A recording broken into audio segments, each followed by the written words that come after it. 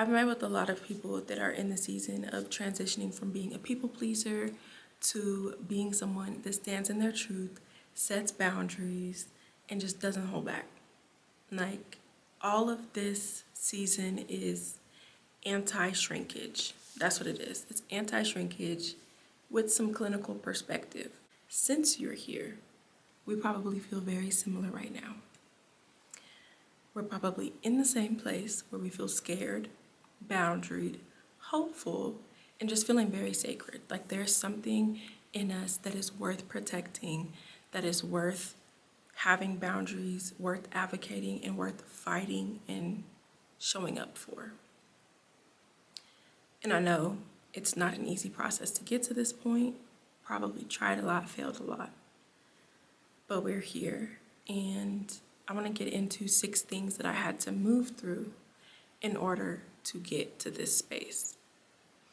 The first thing was saying yes and saying no. Very simple, very straightforward. Being able to say yes to the right things and say no to the wrong things. Accepting truths was my second one. So accepting my truths, what makes me me, what I need to focus on for growth. Accepting all of me, the good, the bad, the cute, the ugly, the real, the fake. Accepting everything and being able to look at myself and see that and bring those areas to light. And y'all, we are talking about years and years and years of work, okay? The third one, answering the calls. I had to be okay with answering the calls that God gave me. He showed up in my life multiple times with different calls, whether that's a place to live or different instructions. And it was a way of me being able to trust myself and build self-efficacy and really be able to show up and show myself. Like, I can show up, I can be obedient, I can be present, I can use my gifts. That transformed a big segment of my life. And it was like a lot of service and a lot of giving. The fourth one was sitting with rejection often.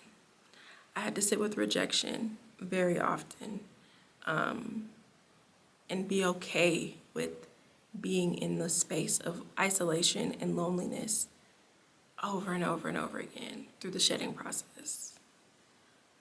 The fifth one is kind of points to the one I already said, but I'll say it again. Learning to trust myself. I had to learn to trust myself in every relationship dynamic, from work to home to my relationship with God to especially my relationship with God. I had to trust what my relationship with God looks like and feels like and operates like. I had to trust myself when I felt the need to speak up on things. I had to trust myself when I needed to take a break and rest. I really had to trust the process and trust myself. And then the last one, actually I changed it. And this is just going to be me, a vulnerable moment, because it's not actually what I put up there. That's what it was. The last one I had, expecting good things instead of prepping for the worst. So that was probably the biggest challenge for me, is I was living in survival mode for so long and seeing so many threats around me that it was easier for me to just expect the worst and prepare and shield and come with walls up instead of boundaries. So those are the 6 things that brought me to this space of where I feel like I can execute in all of the gifts and the visions and the things I've been writing in journals for years, like so many journals. This is the time there for all of us to be able to operate in the realm that we kind of prayed ourselves into. I think in my post I said, I finally arrived to the part of me that has always existed here, but like I was never there fully. And I see the full picture now. I see the full imagery. I feel it. I'm it now. And if you're not there yet, or if you're still in the dreaming process, stay with me If you are here, welcome. Like, we're in this together. I've already had people hitting me up from like the post I did yesterday about being her and not accepting certain things anymore and expecting certain things from ourselves now. So I know we're not alone, and it's a pack of us that's ready to go through this journey. And lastly, I just want to remind you with this, nothing is wrong with having a big heart, being supportive, showing up for others. But there's boundaries around that, and we're going to talk about that. There's such thing as being too available emotionally and physically. And that really, we'll get into that later. But my main point with this is there's nothing wrong with having a big heart. There's nothing wrong with showing up and being there for people. There's nothing wrong with having your heart on your sleeve and wanting to give your gift to many people, because that's kind of what it feels like when you have that fire in you, the fire of God in you. It's like, how do I get this up off of me? How do I get it out of me? And you always want more to pour in, but when you feel that, it's like, let me give. And we do that and we pour ourselves completely out.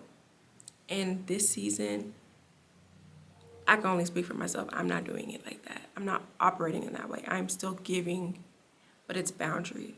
And I'm giving to myself first. And lastly, to end the segment, because at one point I was the queen of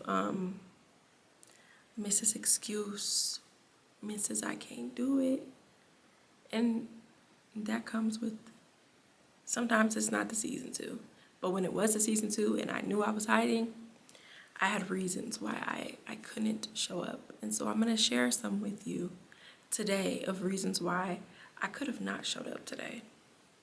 First one being 60 seconds before I pressed record on this, I had a work call. I was doing therapy with somebody. So I could have easily been like, nah, I got work, I don't have time, right? 60 seconds before, y'all. Back to back. Still showed up. The next one, go ahead and zoom in. Zoom in.